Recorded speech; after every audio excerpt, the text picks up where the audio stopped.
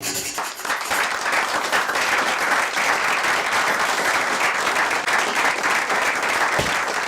and welcome to another classic episode of the Weekend Edition. I'm Dr. Kingori. Now, one of the concepts I've waited to do on this show for the longest time ni hii yenye tunataka kufanya leo. And it couldn't have come at a better time. Now, this past Monday was KDF Day. And KDF for Kenya Defense Forces. I have to clarify that because unajua siku hizi ukisema KDF kuna watu akili inaenda kwa staple food ya Kakitu Deficiency Forces. For real. Na so hii matufali watu wanakula kayole sio mchezo. Jaribu kuikula kavu at your own risk. Now, that's not the KDF I mean. One of our guests for this episode is literally the first Kenyan to be enlisted in the Kenyan Special Forces. He started as a cadet in 2006 and retired as a paratrooper. See, the basic knowledge I have, paratroopers are the members of an airborne. They are members of an airborne unit of soldiers wa kudondoka kwa ndege na maparachute. Ni kama makanga wa ndege. But elite. Our guy is technically Chuck Norris in the flesh. Wasi wa DJ Afro umse ni komando na nusu. Hawa niseme dangamanya. I say this because the unit he served in is in the same class or league na Delta Force na zile Navy SEALs in the US. Byron Adera is in the house. Thank you. Asante sana. Also in studio is a lady who has served as a psychologist in the army and was very instrumental in helping and treating mental health challenges among the troops. She's the founder of True North. Retired Major Wairimo Mokoria is in the house. Asanteni sana. Before we get to that part of the show, first of all, we have to give it up to Eliud Kipchoge. What makofi yake?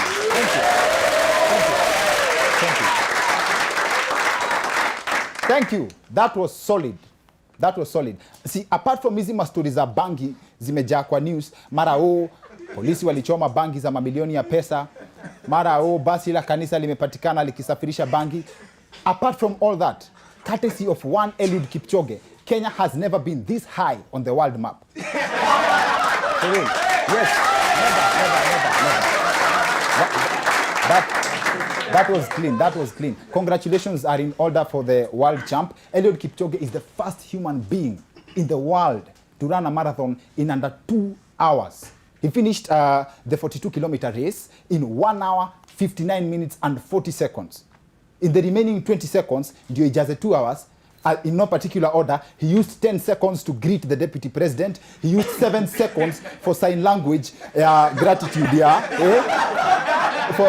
Ya kusho asanteni sana. For the remaining 3 seconds, he hugged his wife. For real. Yes. Mrs. Kipchoge had traveled to Austria, in Vienna in Austria, to witness Kipchoge's shortest performance ever.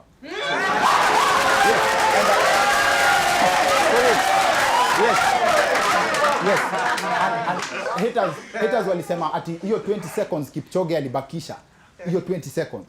Utile Brown angekuwa ameenda marathon zake mbili. Moto. But that's don't think about that. That's besides the point. Now, aside from the glory Kenya has received from the 159 challenge, we also have gotten to understand a word that has been taken for granted for so long. Pace setters. These were the guys who accompanied Kipchoge on the track. Ilikuwa kama mbogi yake, unajua. Kazi yao actually ilikuwa ni kupea mtu psych. Wakukimbize, alafu ukikaribia finish line, wakuache wewe umalizie. As it turns out, this is not a new concept.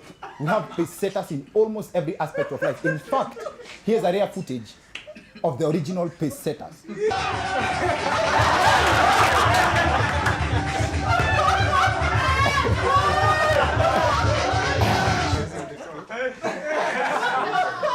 Are the original pace setters. And come to think of it, this is actually what inspired how hawkers move ukiitisha njugu alafu gari ianze kusonga.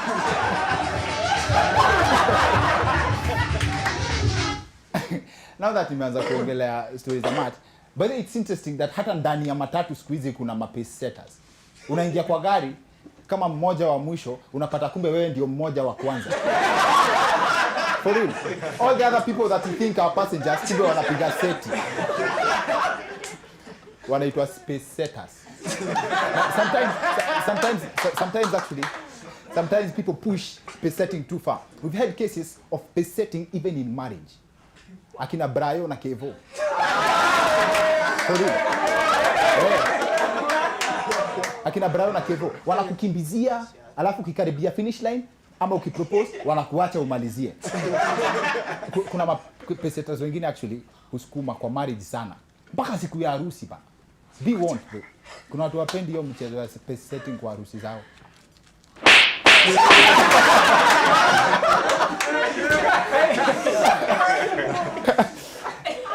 Haters wanasema hiyo ndio kitu Ruto amekuwa akifanyia baba tangu baba aingie Jubilee.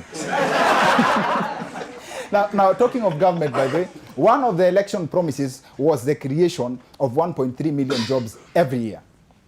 Well, the government has lived up to a fraction of that promise, and this week, one job was created for 3 millionaires. Yes, Kenyans, however, are not happy with how the positions have been awarded.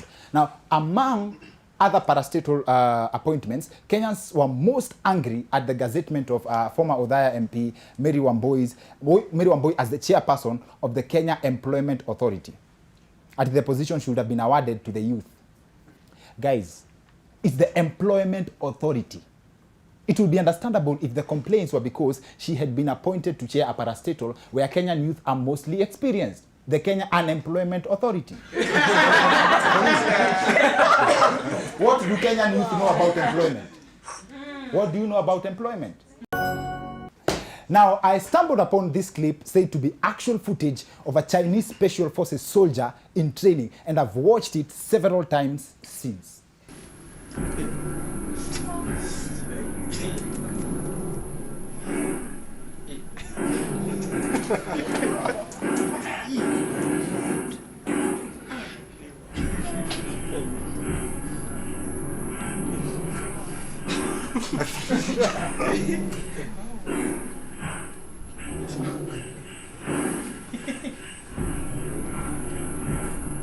Yes. Now, one of the comments on Twitter was, this is an officer set aside by the Chinese government to deal with us if we delay with the SGR payments. For real.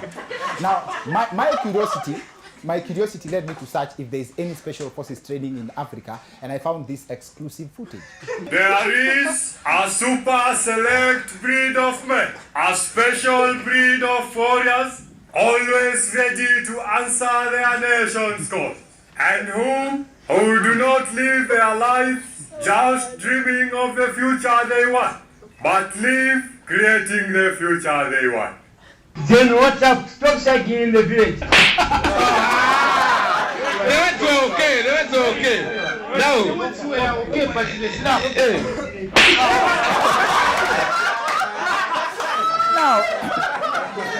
Now, I don't know what becomes of that, but hiyo party ya kutembea kwa matope, if that special forces training, then kila mtu anaishi Mukuru kwa Njenga ni special forces. Serious. Now, for parents that want to identify kids who could be in the military or in the army, here are some of the signs to look out for.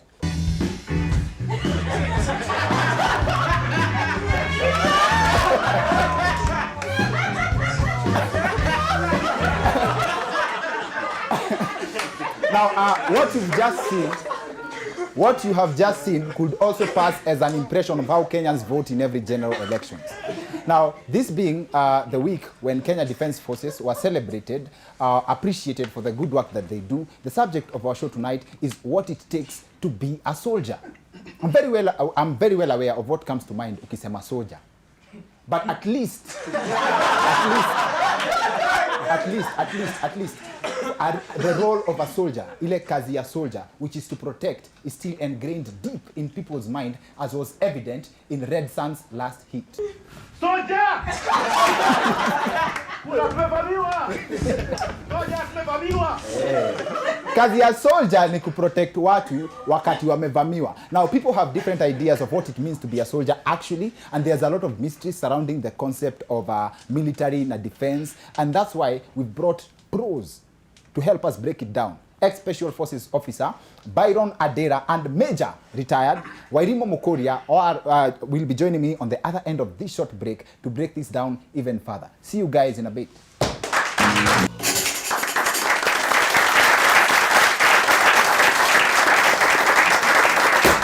Welcome back to the weekend edition. I'm Dr. Kingori. Like I said, we have a classic show lined up for you. Leo tunataka kujua what does it take to make